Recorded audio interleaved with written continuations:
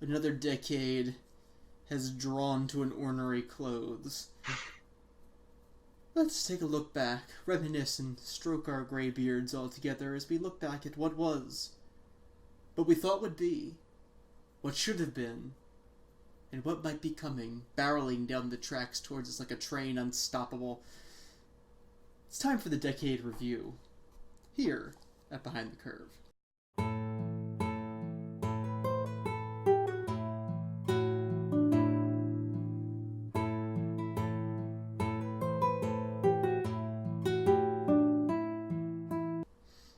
Da, da, da, da, da, da, da, da, da, da, da, da.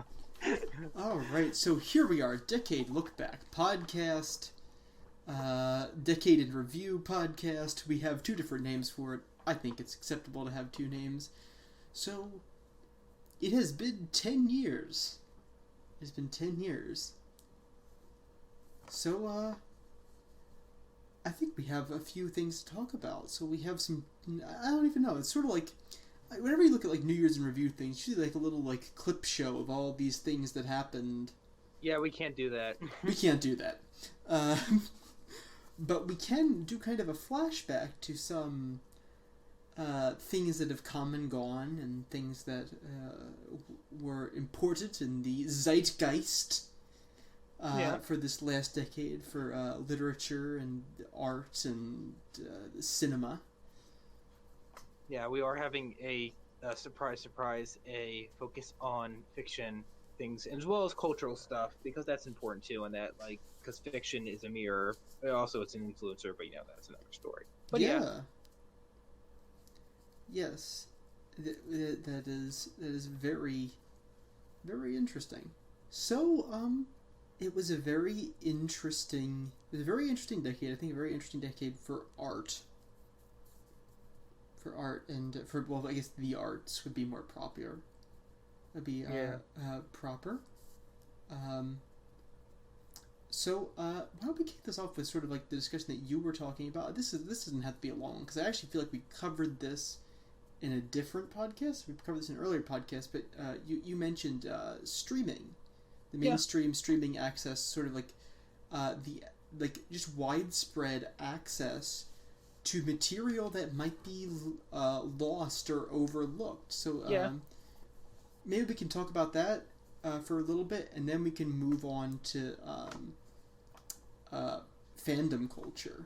Yeah, well, that's the thing. Like, I think it's kind of interconnected, because, like, for whatever reason, like, the contemporary era, and people say postmodernism is like marked with a big amount of free time, and not just in the developed world, but just like in like the world increasingly altogether. And of course, streaming came popular, and that means that basically, that either by rareness or by censorship, everything that once was not available is now available through the internet, and you can not even have to leave your home. I mean, certain things are rare now, but like, with the power of the bootleg, practically speaking, as much as it really does cut into Stu's bottom line, which I think you actually shouldn't do, even though you can do it. Yeah. Watch stuff for free. Yeah, and I think the accessibility, but I was actually just thinking about how a really positive aspect of this, how we've made bridges between generations with streaming. Yeah, because you can watch all of the previous content for free, essentially. Right, because I was thinking, like, more people from my generation, like, I was born in 1997. My most watched show is a show that the majority of it happened before I was born. Yeah. My favorite show is, anybody who would know, is my favorite television show is Frasier. That's one of my two. I actually didn't know that. That's so weird. I know it is. That's like one of my two comfort shows. It's Frasier and Murder, She Wrote, both of which the majority of them happened before. I think all of Murder, She Wrote actually comfort happened. Show, is that our first word of 2020? Comfort show? Because I don't think that's the. I've heard that gotten thrown around a lot. It's like the show that people fall asleep to at night. Oh, that's not what I think of, but yeah. To me, comfort show is like something you watch. You have like, it's not like very story based. You watch a meal to it, like it used to be for me. Amazing World of Gumball. Yeah. Oh no, I can see that. I can see it all. First goal of 2020: define comfort show. Yeah, no, okay, that's a fair point. It's a fair point. So, I guess streaming is also kind of like and here's one thing, I know that we kind of talked about as how sometimes everybody having such a powerful voice on the internet can cheapen some things, but this is one thing that kind of has the inverse effect, in that people have so much more access to information. Like if you were dedicated enough, you could probably make it through a small library's DVD room in your lifetime. Probably, yeah. If you were dedicated enough. Yeah, if you're dedicated enough. I think the social effects of that would be devastating. But yeah, you could do it. Yeah, like I'm thinking of, like, you've been to my library. You know it's not that big. Oh, yeah. But like Feasterville is my personal favorite. Well, in terms of, well, actually no. Feasterville is one of my favorite. But yeah, the Southampton one I've been to. Yeah, and I love that library. But like you could probably get through it. But I'm thinking, like, you could, like, if you're doing like the sidebars of Netflix, it could take you a lifetime just to get through one sidebar of clicking. Yeah. Which I think it's just how much information there is now. It's basically like anything that you can't. It's basically, you can see pretty much almost all television ever made if you have YouTube, Netflix, Hulu, and that's just for your American television, and I guess Amazon, because you need it for certain things. But like you could basically see any. Well, now you would need Disney Plus because Disney's greedy. And they don't copyright, but also, like, I think theoretically, if you knew the internet well enough, that you could really watch anything, because you'd have to have a lot of patience, and really, there's something called the Amazon Fire Stick, that if you have something called a Kodi application, you can basically stream everything in the world, which is actually something my great uncle has, actually. Which is wild. And then you can go international. You can get, like, there's now a streaming service for British television. There are a couple for Japanese television. Yeah. And some of those carry Korean television on them too. Yeah. And so does Netflix, which is... I mean, a lot of the streaming that for Amazon Fire Stick comes out of, like, Russian and Chinese servers, so that's, like, significant, like, because I guess a copyright is just very different from us, and for whatever reason they have copies of stuff. Whatever reason. Sketchy. But so... Yeah, no, I think that's very interesting. So that kind of allows we're going to pull out a very 2019 word. We're going to pull out intersectionality between age demographics, thanks to streaming.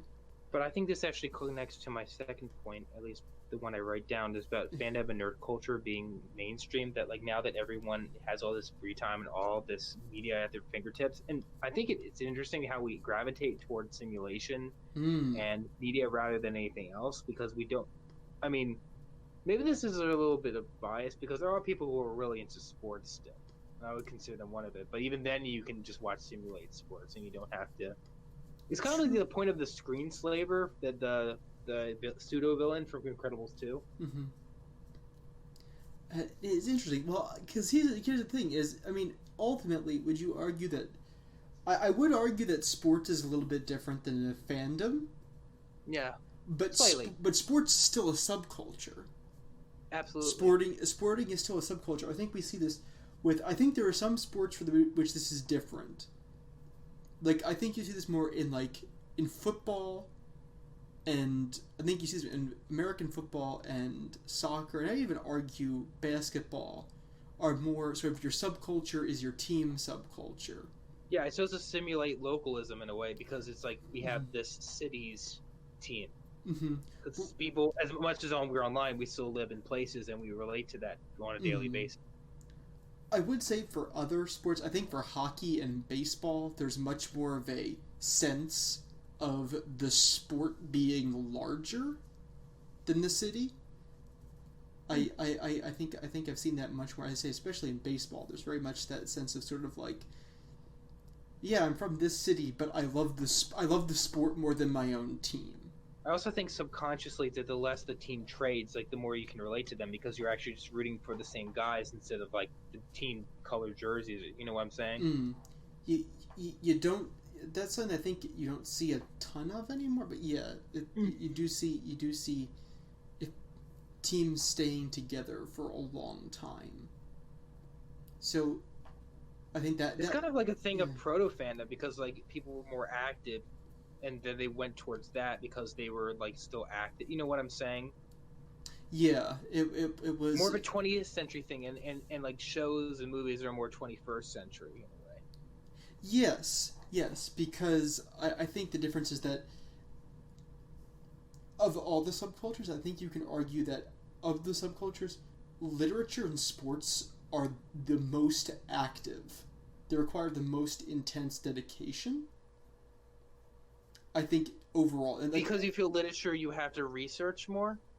Yes, but also you require a huge emotional. For capital L literature, yes. Yes, for capital L literature, which is like. I like to see. I would think for physically active, that would be television shows, especially reality TV, because you're just running around so much. But but for research, yeah, literature might win here. I actually meant reverse from the fandom. That like the community requires more of a time and emotional investment in either something that requires them to put part of themselves in it, literature, or invest in actively being a part of it, sports. You can also pump out it much fastest, I would argue, with literature, so you can have the most biggest canonical body. I mean, there are only 9 Star Wars movies in the main series, but they're 40 Sanks novels or whatever. What number was that? 40 or something. It's that British fantasy series spelled Xanth. Okay. I don't mean to be lost in details and names here, but that's just you can pump out more literature, and unless you have a bigger or more nerdy rather fandom. Well, no, I can get on board with that. So as in relation to that fandom, so well, here's the difference. It's sort of is there a difference between fandom and subculture? Well, to me, I think lately they've intermixed, but an interesting thing that I noticed is that fandom's relation to isolation and such as that. One of the thing, and I know if you want to grow into this, it's okay, but bronies, for example, the brony subculture, that was kind of known for bringing out a lot of people who were isolated together to unite them to something that they could all talk about that was rather simple, rather interesting, or at least on the surface. Well, not on the surface, with the main canonical stuff, and it was fun.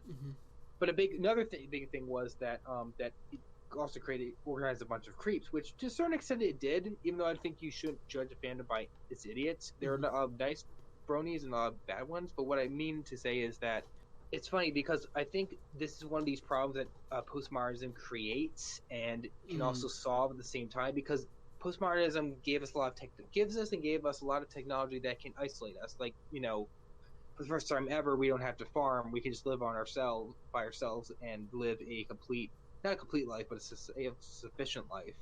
And then media comes along, giving us the same, in a reaction to our free time, where we can connect with a subculture, with a shared show that we basically came together because of a shared personality. And I think that's why you see influx of identity politics. Say you are a lesbian, that you might gravitate to Steven Universe and meet other people like that too, essentially. And honestly, this is a reason why kind of fandoms turned me off, because a lot of it was either a lot of identity politics, which I don't personally like. I think if you're listening to this and you like identity politics, whatever, that's on you. You do you. But at the same time, it does. Another thing I don't like about fandom is because it just shows how much free time the person has on their hands, to say it nicely. How much weird memorization and fan debates come out of it, and it just shows us how much free time must society have to know about certain details, and it's become more and more prevalent. So to go off that, I think that you kind of hit all around the question that I asked. In a way, you answered it exactly the way I was going to answer it. Okay, good. which was the difference between a fandom and a subculture is just what you got to at the end. A fandom is an obsession about a thing. Yeah. It is an ego-based... Not everyone defines it by the way, but I'm glad you're defining it like that now. Right, but a subculture is something that requires like an active, it requires an active investment. So what I'm thinking of is I'm actually going to go back to my baseball analogy. So on Reddit, so this is I'm going to get to why Reddit matters in a second. But so on Reddit, r/baseball, the main baseball subreddit, is known for being a fairly wholesome sub. Whereas individual team Reddits are known for being pretty toxic. Interesting. So I think that that shows you the dividing line there, because you have the one that is individually obsessed around one thing, a sporting team and a sporting identity, versus one thing that is dedicated to the sport itself. Because it kind of creates its own isolation, which in turn creates an echo chamber. Yep. See, echo chamber versus free exchange of ideas. Because the internet isn't truly random. Like, we joke that it isn't. Randomness, humor, and the internet went together, but that's not what I'm talking about. Like, real life is random because you can run into a person who doesn't share your beliefs like that. I think that's why Gen Z and millennials deal with anxiety so much, because we're so used to a artificial facsimile situation like the internet that we don't have to force ourselves to confront different views. And then you get college culture, we get safe spaces and free speech zones because we're trying to make real life like the internet, which we cannot.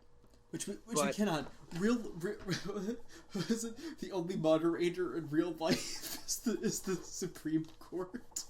Exactly. Yeah. And I kind of share that sentiment. Going back to this idea of comfort shows. It's kind of, for me, honestly, it's the idea of rating. I don't want to hear, the F-bomb anymore. I just want to watch a kid's show, It's I can identify with that. Yeah, it's just so wimpy, though. It's I'm not saying there's a time and place for escapism, but, when you're given the chance to, live in a fake world, it's kind of like the Matrix. You'd rather live in the simulation than in the real world, Mm-hmm. Did you actually, because this actually brings me right around to one of the points on my notes, was kind of one thing I think we've seen a lot during our generation has been the blurring line between adult and child. I don't know, it's something that I noticed more is people our age are still referred to as kids. It's also, I think, a Philly thing, because I've heard people as early as 30 kids, but I know what you're saying here. Yeah, So I was thinking, because you mentioned the growth of adult animation or adult participation in watching what would normally be children's shows. I actually saw a very interesting post. This is actually on the literature subreddit the other day, but it was somebody saying it was if a book is too hard for adults, they'll clean it up and call it a children's book. Which I think there's actually something really true to that, because we see a growth of adult animation and sort of cartoons geared at adults. I mean, in what other generation could BoJack Horseman exist? Are you saying that this is because it's the genre of animation? Because in the West we associate animation for children? Because I see this... Yeah. I mean, I know it's a social construct, and you would agree with that because of the way cartoons were marketed the earlier part of the 20th century. You're saying because something that was once considered for children is now not, or at least more universal. That's significant, is what you're saying. Well, true. Think of even the effect that Matt Groening alone has had on that cultural perception. Sorry for those of you who don't know, Matt Groening is the guy behind The Simpsons and Futurama. Yeah. One show I like, one show I don't like. You're free to guess which. And so the other thing I was thinking, on the opposite end, when kids are growing up, we've seen a pressure to move away from picture books and move into chapter books earlier to get the kids more prepared for growing up. Yet we have a lot of things moving later, like graduations and careers and marriages. Well, I think this is actually there was a little two things, and it does feed into postmodernism, but I think it would be inevitable no matter what we did. Mm-hmm. The first reason is because of all technological changes, especially medical. Obviously, the human lifespan is longer than before, especially with a population boom in places like China and South Korea. that yeah, and even Japan, where you're literally seeing Japan's sell more than children incontinence products because of the the population there. Yeah, no. I think I heard again that the birth rate did the birth rate go down again this year? I think I Everywhere but recall it. Okinawa, if you mean Japan. Okay, man. If I remember correctly, our birth rate has gone down too, hasn't it? I think so. Yeah, it's weird. it So definitely, there's another point to be made about like there being more resources poured into adults because there are more adults than ever before. So yeah, there's definitely something to be said about that. which I guess it's a positive to be an adult or older now than at any point other in history. So Yeah, I guess I so. guess that's a positive thing. But then again, if the majority of your population is old, like that's especially that's like not. I don't think that's necessarily a good thing. No, but to go back on your other point, you said like how we try to like have kids go into picture books to textbooks or books with text in them, Mm-hmm. and though we go to gravitate to cartoons ourselves. Mm-hmm. I just think that's the fact that the government running our school system is obviously slow as a molasses because the government can only go as fast as the economy goes, and as we know that government always goes slower because it's a bureaucracy rather than a business. Yes, and also But yeah, government's obsession with engineering and the sciences. No offense to people who do that, because I think literally society cannot function without you. But I think that's kind of like it's gone from we're going to offer a well-rounded education to what's the matter with you? Aren't you going to do something that pays well? Versus like it's like because we kind of build people up for so many like okay like you like I don't know. may Um, I go back to a small thing I had about yes. fandom? Maybe this is more of a sub note, but I think a rather interesting and metamoder's trend, at Mm-hmm. least at the beginning part of the decade, which I believe was more positive, I Mm-hmm. guess, the beginning of the decade, that you see more of a rise in neo-sincerity in fandoms, like in bronies, like Mm-hmm. it's like a thing for little girls, and it is a deconstruction of the Mm-hmm. fact it's like it's not meant for us, Mm-hmm. but at the same time, it's not really so much a deconstruction as like men wanting to act like women, even though that's kind of what it turned into. We have Mm-hmm. we want something to unite us. That's what I felt like with bronies. Like I'm not really involved with that group anymore, but like there is really a call for uniting. Like we really wanted this to be the thing that united us. That's how I felt like it. Like we wanted to be meta modernist, even though if we got there through deconstruction. If that makes any sense. Mm-hmm. That makes sense. I mean, I'm not saying neo sincerity works in everything. Like in Sonic fandom, makes just it make more toxic because they can't see what they're doing. It's kind of cringy, but I think you Ooh. understand what I'm saying. Well, yeah, no, I, I see what you're getting at. So okay, well, let's go back to that. The question is cringiness from an obtuseness to an outsider? Is cringiness simply because of what a fandom is? Or well, no, let's go to subculture. I think it's more appropriate for subculture to use the word subculture here. So is it more unique to an obtusity of the subculture from the outside, like the length, like, or is it because of something specific about the subculture, or is the toxicity about how the subculture treats people outside it or people inside it? I think it seems to be both, but like for cringiness, it's sort of like when someone kind of demonstrates how of an isolated individual that they are. Mm. Usually, it'll be like something that's very stupid or something that's like a piece of art that's not only inappropriate in nature, like sexual, but also kind of like poorly drawn. It's like not only are you obsessed with things that only like a isolated person would, but you're not even very good at it. Like there's certain things that like wow, like I can tell you're very unsocial. It's kind of like the unsocialized homeschooler thing. Like oh, you wouldn't be an unsocialized homeschooler if you weren't this weird kind of a thing. I think you under sort of know what I'm talking about. Yes. Then we got shirts. Yes, we did. You know exactly what I'm talking about. Um. So. Like, I think this is why normie became kind of like a sarcastic insult on 4chan You because like normie.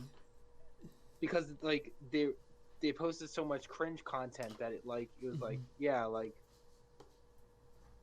Yeah. I don't quite I think you know what I'm saying. I get what you're getting at in so many words. So yeah, no. Then I'll go back to neo-sincerity because like is the toxicity of something how people react to a subculture versus how the subculture treats in of itself. Because I'm thinking of even interrelated subcultures often have very different standards for how they treat each other. Well, they're also using dysfunction as a measuring stick to see how of a good subculture it is. If it's just like leads people Ooh. to isolation and to echo chambers, or to inappropriate, or like lifestyle choices, then of course they're going to mock it. Like I've never like a lot of the new fandom like mocking art, if I can put it that way, like shows a lot of these people as overweight. Well, why is that? Because they're saying like, well, you only made these entertainment choices because you must have been sitting on your butt all day and becoming obese through all that. Like I don't think it's like, oh well, normal people certainly don't like anime because you probably wouldn't. I mean, they don't say that anymore. I'm just using an example, but you wouldn't like X because only X is like what you watch after you're done watching all the other stuff because you've been sitting on your butt all day, kind of a thing. What? I'm sorry. You lost me on this one. They're like, like how like pictures, like they show pictures of people who's like a stereotypical nerd is like obese, right? Yeah. Yes. They're saying like, okay, this is the average like fan because only someone who's been sitting so long becoming obese would like be interested in certain things that are like more. Okay. So it's a outside negative. So it's an aspect of an outsider negative image of somebody within a certain subset of human cultural experience. Outsider looking in, and outsider mocking. That's why you see in a lot of documentaries, like for furries, for example, they show like, oh, like I'm a normal person, I pay taxes, I have a wife. Why are they saying that? Because they don't want you to think they're a loser. They want to break some legitimate stereotypes and say like you can like all this and still have a life, essentially. Weebs versus furries. Weebs versus furries, the battle for normcore. which of them is going to normalize first? Weirdly enough, I think there's a very clear answer to which one is going to normalize out easier. But well, at least with one you can pass it off as multiculturalism.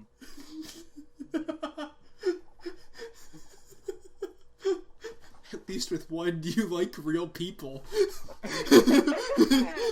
You like real fake people versus fake people. Oh, the internet's a fabulous, magical place full of terrible people. Know why? Because we're all terrible people and we all use the internet now.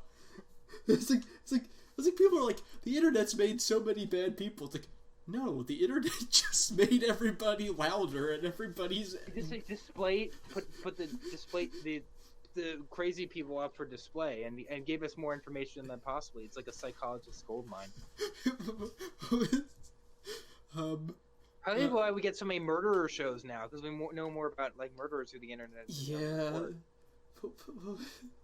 What was the line? I'm trying to remember the line. Oh no, I'm doing that thing. No. But so yeah, no, definitely like murder. Like you even see like on Netflix and now the documentary about how they caught the serial killer guy with the cat videos. Really? Yeah, I'm thinking more like how a Fitbit was used to like document that like some old person killed an old lady somewhere. But that's another true thing. Oh, and the line was when the going gets tough, the tough get going. When the going gets weird, the weird turn pro. That's the internet. Yeah. Oh no, I think you made a good. I would say about sort of the neo-sincerity is kind of like because I know you did mention furry r/furry, which is funny because it's something that's how it's taken by outsiders versus how you treat your own is very different.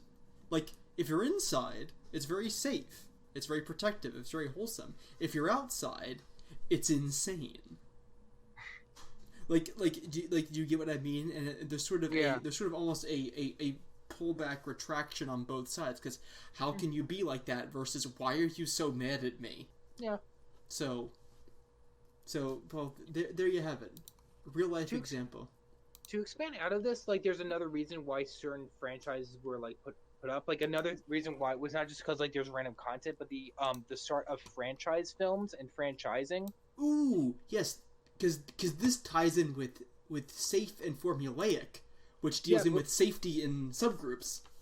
not really. But I was thinking because the idea of that a lot of safe content came out because well, I wrote down because for most of the 2010s there wasn't a very good economy in general. Of course, there was the recession in 2008, Mm-hmm. so which really coincided with the first Marvel film, interestingly enough, Iron Man, which was before really Disney bought them out.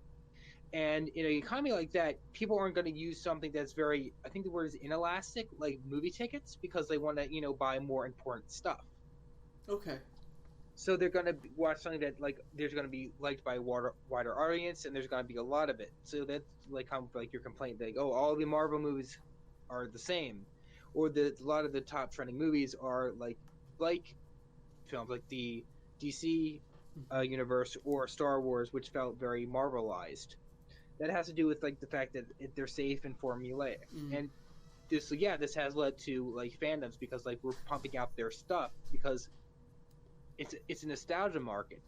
And I would even argue that the reason why Disney decided to end the last movie, the sequel trilogy, and Avengers Endgame, which many people see as basically the ending of superhero movies as a popular genre, is because they wanted to have even people in the future look back and say, hey, look, superhero movies, Star Wars movies, that was so 2010s, because the last ones basically came out in 2019, the biggest ones.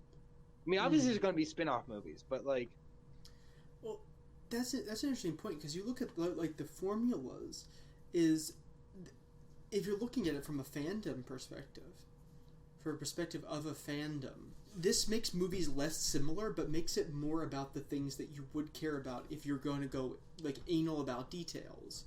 It's going to be, yeah, oh, this race from this planet which appears in this scene of this frame, and they speak this language about this certain thing, and they do this and this, and they're interconnected with this. Like, if you're looking at that, you're not doing that because it's important to the plot. It's not important to the story, but it's either alluding to depth that is there, or it is giving the illusion of depth. It is because like a lot of the older fiction is deep because it not so much it has older references, which it does, but also has ideas that were in the past that people knew more, like in Victorian literature, just an example, or not Victorian, just older literature reference like planism. Not because it was necessarily correct, because like an educated person back then, having being more specialized, would know what planism is. It would speak to a common culture of the elite. But the smart thing is that Disney makes fangirls out of us all because they make franchise films like the Avengers popular, so it will be self-referential to something that everyone will get because it's been established. Or take a franchise film that everyone loved that was the most universal possible, and Star Wars expanding on that. And again, we have common culture, not because it's common culture that's interesting or deep, like planism to the elite of the European elite in the past. Again, just an example, but because of pop culture, which is just a bunch of consumerism, really, and not really deep at all, like you said. I mean, like, you read a lot. There's a great Vox video. For once, Vox actually made a good video. But anyway, like they said, like a lot of. I really wonder if the reason why Star Wars redid a lot of the original trilogy, because the original trilogy never got released in China, and this is their original trilogy. Like the Star Wars trilogy is actually for Chinese people, basically a remake of it. That's wild. Yeah. If that were the case, I would expect them to include. I would expect them to have a. You can't really say Asian because Asian wouldn't exist in Star Wars, or somebody who would at least be visually Asian or from a outer space Asian analog. Like if that were the case, I would expect that to be there. I think we're starting to get that more, but it's in its baby stages. But I think there's also a pull for foreign media because Chinese government only allows so many films, and they kind of get. That's why I think they're remaking Mulan. They're coming out in April or whatever, because they do sometimes want like a more authentic, big budget film from America that has to do with like Great Wall was kind of that with Matt Damon. It was like a very heavily marketed Chinese people movie. Interesting. See, if I was a Chinese person, I'd be offended by Great Wall being the movie that gets marketed to be about China. I think I'd actually feel better about. I think I'd definitely feel better about Mulan. There'd be like having an anime written about like the Civil War. It's to get to Japan and say, "Hey, everybody." I actually have a great visual in my head of like Robert E. Lee looking over the battlefield, going, "Nane?"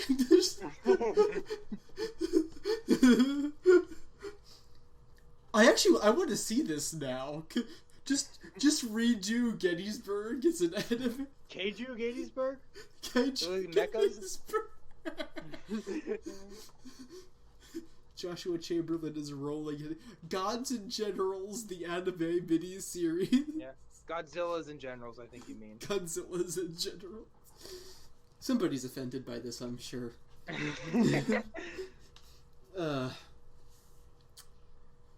So, going back to something I said earlier, sort of the illusion of depth versus the illusion to depth.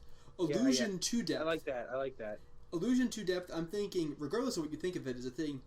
When somebody's fawning over the Lord of the Rings, they're alluding to the depth. It's deep. It doesn't mean it's necessarily not everyone knows about the deep stuff that's in the Lord of the Rings, because a lot of it they get this facsimile. They only watch like the movies and then that's all they get, which are like summaries of them essentially. Yes, it's the difference between being like, I read the book, I read the Silmarillion, I read the Children of Hurin, I read like all that, and being like, I see the depth, yeah. I see the illusion, I see the allusions back to Norse mythology, and the very and the very haunting, sort of very unusually Christian Neoplatonic view of the elves and men and how they exist together, versus somebody who's like, I watched the movies and in this scene this happens, and in that scene that's the illusion of depth of knowledge. Yeah. Somebody who's actually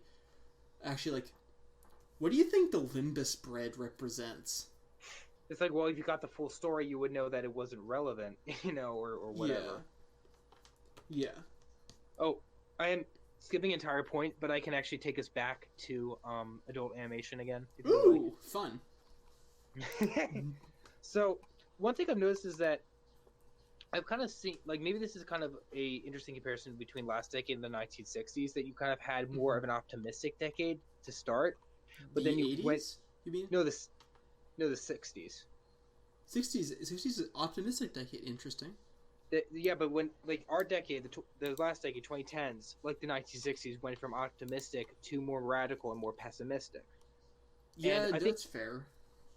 And I don't think it just had, and really, I don't think it's a really good analogy. Not with 1960s, but like the fact that, like, obviously that, like, we didn't have Vietnam and we didn't have the Cold War, but also that, like, things are much better than they are now.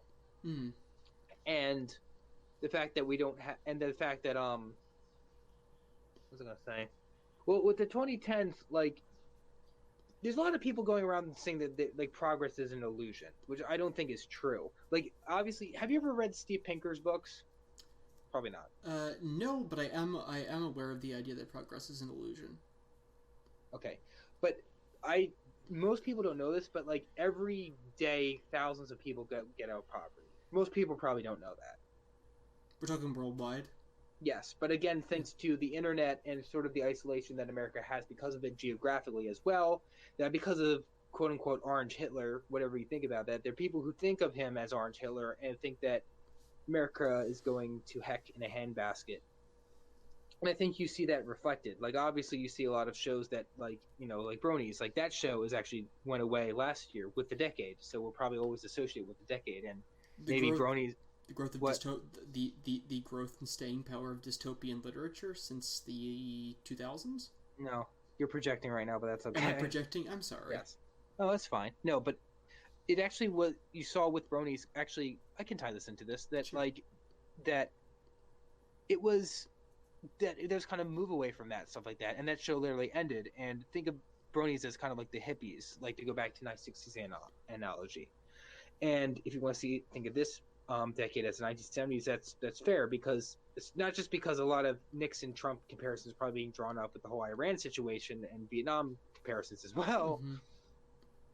But I think you kind of see a shift from like this, like, kind of a rebellious like phase in the 90s of postmodernism to kind of a nihilistic phase in 2010s, and I think this is well illustrated in adult animation. That you saw the 90s, you Ooh. had South Park and Family Guy, and it's all about deconstruction. Family Guy is kind of a harder take on The Simpsons, a deconstruction of American life, the family, and the small town. And of course, South Park, which is even harder deconstruction of basically everything, including Canada. Yeah. But So, then, okay. So if I can just clarify, yeah, sure. so basically what we're saying is we're kind of having sort of a height of optimism in the 1950s. No, I'm yeah, trying to yeah, show yeah. and then sort of Okay, the take us for a 60s second. starts out, and then the 60s in the later half crashes. We reach very somber the 70s. We have another very optimistic The period 80s, in yeah. the 80s. In the 90s, we have Pretty optimistic, but also rebellious, and you start to have postmodernism coming. Especially, I would say yeah. 1999 being a watershed year for postmodern understanding, or So at least to the public, up to the public. like the But not not understanding it, interestingly yeah enough, which I won't get into, like until now. subcultures. Not like sort of like I said, the seeds of subcultures like started in the That too, 60s, yeah, got more well established in the 80s, became an actual thing in the 90s when we were still in an optimistic period. 2000s were 2000s were kind of optimist. I'd say like 2000s were kind of all over. I don't think the 2000s knew yeah, quite what they were. yeah. We had, I mean, I think we kind of did become united, but then we with 9/11, but then we kind of became ununited. But I still think that we mostly were united because if you look at Barack Obama, he did not support same-sex marriage in his first term. He was okay with the marriage licenses in Mm-hmm. California and that being expanded, but not marriage, not something religious like that. We were more united as a people, and you look at Obama as like hope, change, like very Yeah. positive, much more of a liberal in his first term than what would be described more as a leftist in his second term. I So mean, so so what you're saying look is at like what Biden called, Governor Romney, and going to put he told an African American audience going to put y'all back in chains. Like what? Like Romney's not mean. Spreading this idea that he tried to kill his dog on top of his car. He wasn't trying to do that. Like, why are you dividing all of a sudden? Like, what's happening here? I mean, I thought things were going fine because I kind of couldn't broke, and I was part of Bronies actually too, but yeah, we started getting more pessimistic. Which I'm sorry to interrupt you. Was that kind of what you're going to say? I'm sorry. Most of that went hurtling over my head like a Sandy Koufax fastball. Um, But you said the 2000s were kind of a mix, and I right, would agree. the 2000s were a mix. I think what you're saying about sort of like the fact when Barack Obama was president, he was initially opposed to Things that like it would be considered like why wouldn't you oppose this like same-sex marriage, even though he was for so something in a decade that kind of went from something that was a very small number of people, including who was sort of the beacon of liberalism at the time, was opposed to something yeah, that is that is almost now a 50-50 split. if that. And for Democrats, If it's even. basically like why wouldn't you? I mean, like look, did Pete Buttigieg say that like he wanted to support like forcing churches to perform same-sex weddings, or was that someone else? I swear someone said that. I know people have advocated for that. I don't specifically know about Pete Buttigieg. I don't know about Joe Biden killing something on top of his car. I'm not sure what that was about. I said that as a 2012 election that they were saying stuff they didn't say about the other opponent in 2008, like Joe Biden saying to African Americans, Mitt Romney's going to put you all back in chains, and there being very much emphasis that there was a time in the 1980s that Mitt Romney kept a dog on top of his car and had a dye on him, like he was trying to do that. Like there's a lot of slander, Oh, okay. disunity that we weren't seeing in 2008. We were seeing in 2012. I That's think what not. we're both saying is that like we got more radical and more more partisan because we got more isolated, and maybe that relates to the internet. I mean, look at the two, and look at essentially who are the leading figures in each major political party. Can you think of any more group of radically divisive people? Yeah, I know what you're saying. I mean, essentially, like It's almost like you don't want to like them. I know that's not how it works, but well, I'm thinking of basically you have on one side you have Donald Trump, and on one side I think you have sort of an emerging of leaders. You have, I mean, I'd say who's the loudest person? Whether it be Alexandria Ocasio-Cortez or Bernie Sanders, who's kind of faded a bit, I think. Yeah, interesting. But you have sort of, but around these political figures, we have almost done a. I think a lot. I think this especially. I think the most obvious one is that people will talk about it a lot, but I think I see it's definitely around President Trump. Is there's a cult of ego. There's an ego cult where people are saying, where people have gone beyond just saying, this political idea is bad, this political management idea is bad, this political management idea is good. It's gone to beyond to saying, I'm a fan. I'm not a fan of any politician. They're politicians. Yeah, they're just people. I mean, right? I see what you're saying. It's like fandom applied to. I think I know what you're saying. It's fandom applied to politics, and that is, I think, regardless of your political orientation, that's dangerous, because that's like, call me an alarmist, but I think that's like 2 steps below like the living cult of the Roman emperor. Yeah, you don't want to get there. Yeah, but to tie this back to what I was saying, because we have limited time, but I think that like it's turned us more, not nihilistic, but definitely more pessimistic. Like in a divided, because we're just so divided now, it's just hard to talk. And like I said, our media reflects that, especially in the mostly insensitive world of adult animation, which has gone from rebellion to nihilism. Sort of more nihilism, and if not that pessimism. And you see that in Rick and Morty, BoJack Horseman, Has Been Hotel. Like, it's kind of what you said on another podcast episode, is that we've gone like from the 90s, from rebellion to 2010s, like, okay, we deconstructed everything, like, now what? Yeah.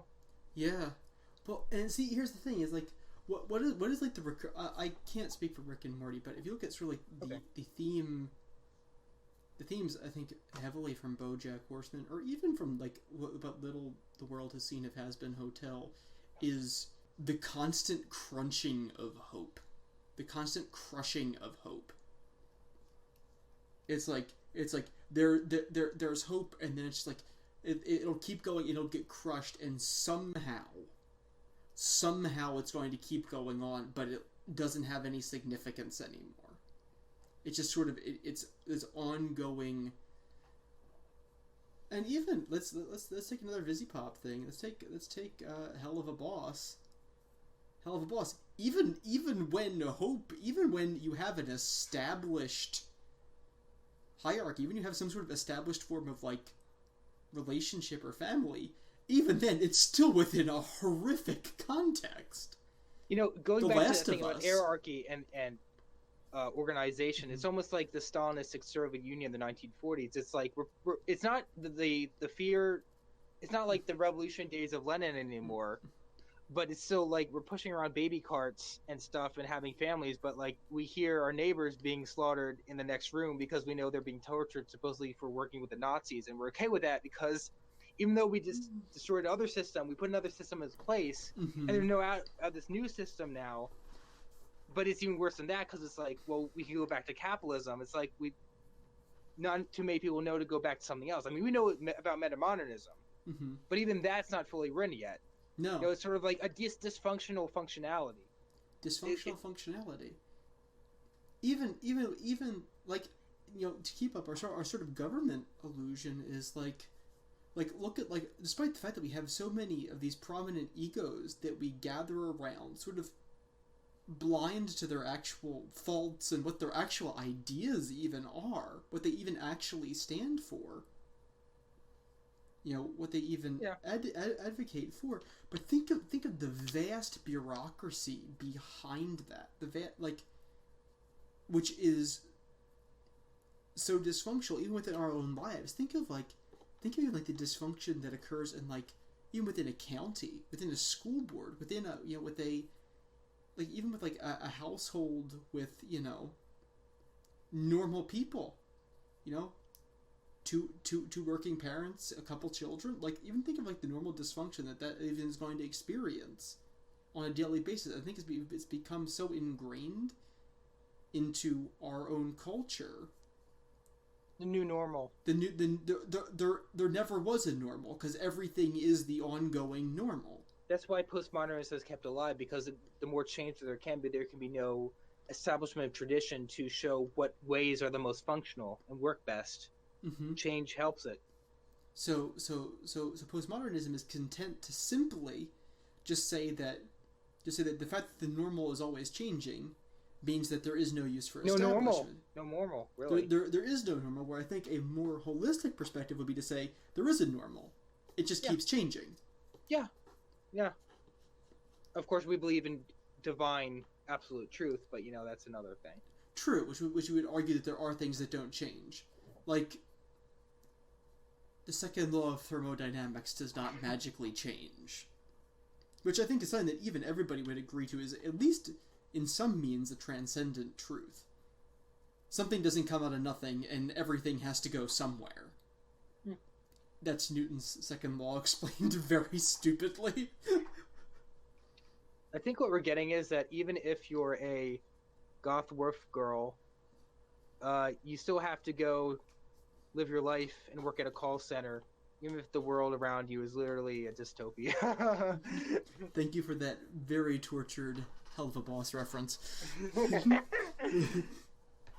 All right, so it is... we can go through predictions really quick. Sure, predictions. That was very actually quickly. Kind of... Okay, sure. What are your predictions related to what? Because one of my questions was related to the 2020s in terms of fiction. Just two, and I'll be brief. Okay, sure. First one is just that because so many people in Hollywood, well, for me, it's always films. Like, Hollywood are getting old. Martin Scorsese, 77. Quentin Tarantino is going to literally retire next film. Terry Gilliam is 80. Woody Allen is 84. Generation Z will get this voice in terms of fiction in the 2020s. We'll know what our generation is like. And it'll be reflected in fiction, including you and me. I want to get my first film made in the 2020s decade, and I think I will, unless I have a total life change, which is possible. But someone in the Generation Z will make their first big thing. Okay, makes sense. Second thing is that the 2020s will probably be bigger for original film with a better economy, at least for now. The earlier part. We're getting a lot of great new original films in the pipeline for 2012, like 2 new original Pixar films, a new original film by Christopher Nolan, and even a original film by Wes Anderson. It's just like, and they're all non-adaptations. I just think that's what we'll see more in next year, and that's next decade. That's what I see. Okay, that's it. I looked at the same thing from a literature perspective. I have to agree with you. I'm thinking, how many great authors are either, deceased or over the hill? So, like, sort of like the generation that shaped us as young people. Because I think, sort of like the generation, I think especially for young adult fiction of people of our age, and maybe for those of us with younger parents, they kind of ended up being the same group of people. Like I think that sort of like start of the 60s through the mid 80s, like that generation of literature hung on for a long time. Like it hung on longer, I think, than other generations did between parents and children, which means we almost kind of skipped a generation.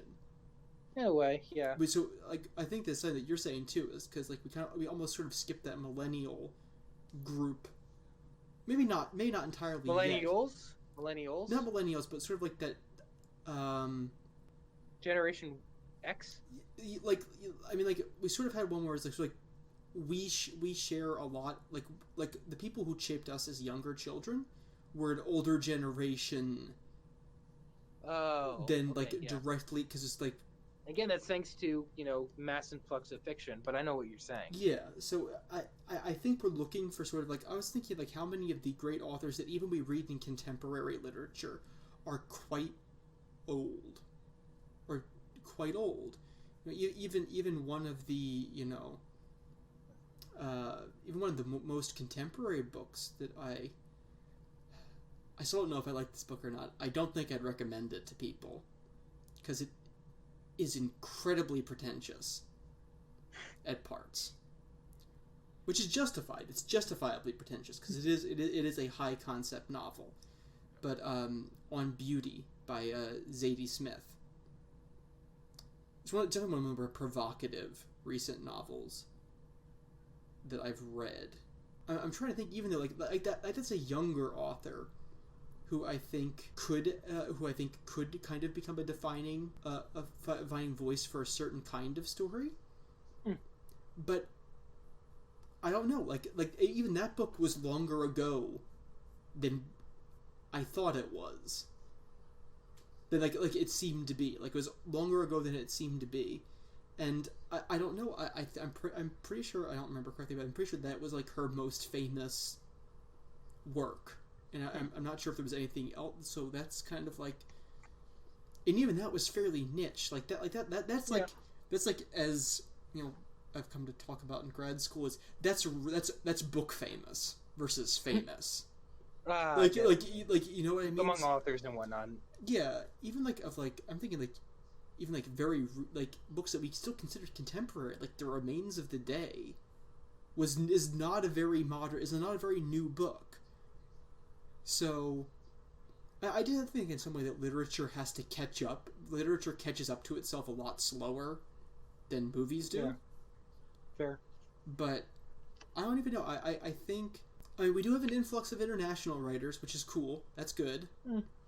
That's good. We've seen expanded, I think, success from Japanese writers and South American writers in the United States, and that's a positive thing. I think that's a really positive thing. Especially they seem to be more interested. They seem to be going for a lot of the more fringe genres. I'm thinking like fantasy, horror, science fiction.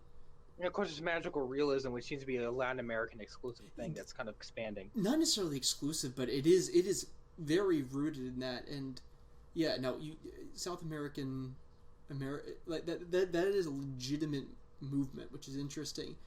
And then you have sort of the interesting thing about Japan is just how entwined mechanical nature of the universe and the spiritual nature of the universe. There is a very clear illogical dualism. But it is so embraced, even in classic Japanese literature. It is so embraced, and it has continued on into the modern day, which is very, very interesting. It's something we don't see a lot in American literature. American literature is like either we are very magical and very spiritual, or we are not at all, and there is no in between. Versus the Japanese, like it can be both. Why can't it be both? There's more important things. American literature. What do you mean? There's more important things? It's kind of like why all the supernatural things in like anime kind of feel like this part of the same universe, because anime is not a genre because of collectivization of the nation. It feels like it because it's like I feel like they're all writing the same character about the same ghosts and stuff like that. I mean, like people say like American like you know we have our share of American legends. We have our competing American meta narratives, but we don't literally have stories about, you know, gods descending to Earth and birthing a nation for America. Having that mythology is such a part of, you know, the sort of even like the, you know, the state religion, this you know, the identity of what, you know, Japanese poetry and art is, which I think is pretty fabulous. I'm very lucky that I had a chance to study it. So. All right, so does that count as a prediction, or was that just rambling? I think you just basically agreed to me that we're going to see a lot of new blood, and including new imports being injected and being realized and melded into our own. That's I think one place where it'd be interesting to see expansion would be we still have very little grasp on African literature. In the United States. Nigeria and South Africa is probably going to get that because there's so many English speakers there. Yeah, and even the stories that we've seen have generally been, I don't want to say similar, but in the Westernized? British? No, I'm like in the same vein and genre, sort of like realism. And so I know there are exceptions to this, but I think this has sort of they've been all in the same vein. And also, we haven't seen like a smash. We haven't seen like anything like huge come out of, I'm thinking like mainland Europe in quite a while. That's true, yeah. We haven't seen like a defining... Sherlock. That's not even mainland Europe though. That's England, which I think is its own sort of... Oh, you know, like maybe like the next German novel to make it big, or maybe a Norse novel. Like, I mean, not to say there haven't been good ones recently, because there have, but I'm saying like sort of like a big sort of defining one for the era. Is there even a defining American novel for the era? Not yet. Not yet. Century's young. Century is indeed young. Still young. And we're subdividing eras, because we're probably just going to be later on in history books. This is going to be a part of a bigger era. Like we have put sort of like the 40s and the 50s and the 30s all kind of into one big era. At least in our heads, we have, I think. The 20s enjoy their own thing, because the 20s were weird, dude. Questions? Yes, questions. Want me to start? Yes. Okay, so my first question for you is, when you're writing a script, how do you like to go about adding backstory? It can be hard because, like, when you're writing movies, there isn't even an option to lore dump without explicit lore scenes or flashbacks. How do you manage, and how do you feel about, like, flashbacks and lore scenes? The best thing that I can think of is that, like, jump around a lot, even if it kind of confuses your audience. You kind of see that a lot in Primer. Like, it literally looks like in the beginning of the part that when Aaron and Abe are talking about building like their product, it looks like they're talking about what they're like a single conversation, but they're like jumping locations, and you get the sense that it's over the course of maybe not at other days, but like other hours. And you can get to learn about like how they think a lot. So to me, like, backstory isn't really as important. I think that like TV shows get it done as much. Like, I am still struggling with that question. Like, usually it's like the introduction to new characters, because then you get to talk about their hometown and their full name and stuff like that. And sometimes you are able to get away with, like, you know, the scene 2001 Space Odyssey, where it's like, my name is Haywood Floyd, you know, I'm 30, whatever, you know. But most of the time it's like, yeah, you have to like just be content with like not having the person ultimately know as much as like a novel. I think, yeah, as a novelist looking at movies, it must be frustrating. It's like, how do you guys do it? Like, how do you do characterization? It is hard. All right. My question is, what are some techniques you use to avoid unintentional projection when writing your characters? Like, say you don't want to project into your characters. How do you prevent yourself? All right, so no matter what you do, your characters are always going to be in some part and piece you. It's unavoidable as an author. Your characters are ultimately sort of your darlings. They're your babies. They're going to bear some resemblance to you because you made them. So how do you avoid projecting? I think you avoid projecting by remembering that the character is an individual and that the world they exist in is real. The world that they exist in is, even if you are writing a completely realistic novel, some completely realism, no sense of wonder or awe at all, you're writing about a pizza shop on a Tuesday night in Cleveland. Sorry, Cleveland. Your pizza shops are not majestic at 2 a.m. on a Tuesday. Even if you're writing about the grit in between the tiles on the wall, that's not Cleveland's grit. That's your Cleveland's grit. That's your grit. That's your person sitting at there. They don't belong to the real place. They don't belong to you. They're part of you, but they don't belong to you. They're in that own individual space. They are their own individual.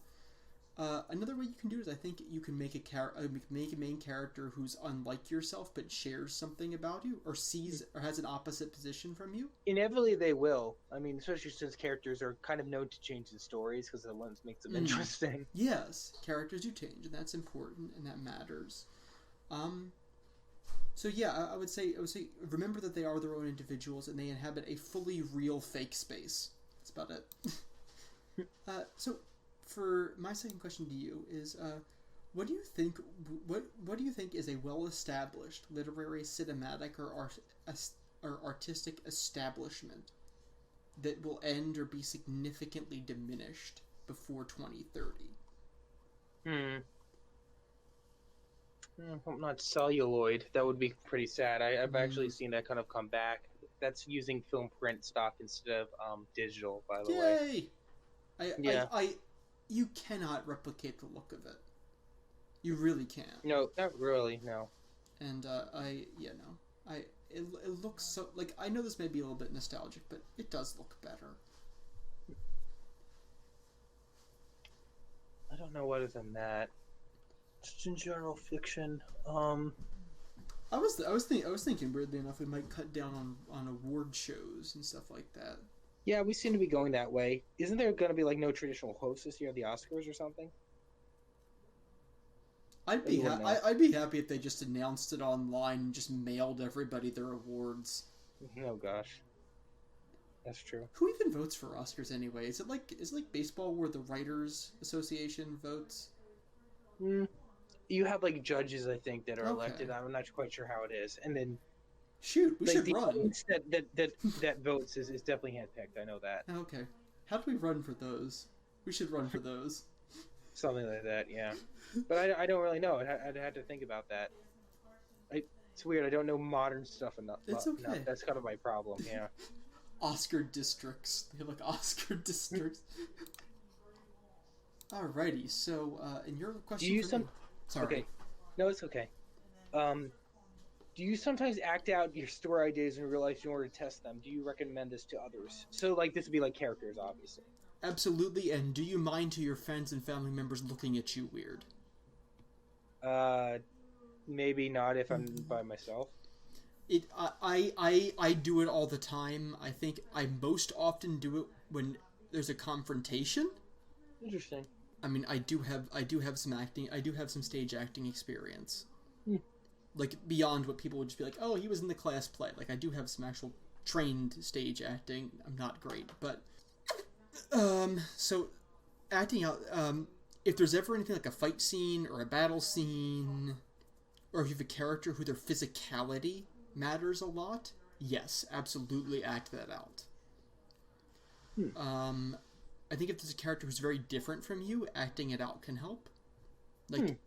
Like if you're playing a very small character, or you're playing a very tall character, or maybe you're playing a very languid character, or a heavy character, you know, sort of getting into your space and, you know, sort of monologuing their ideas can help.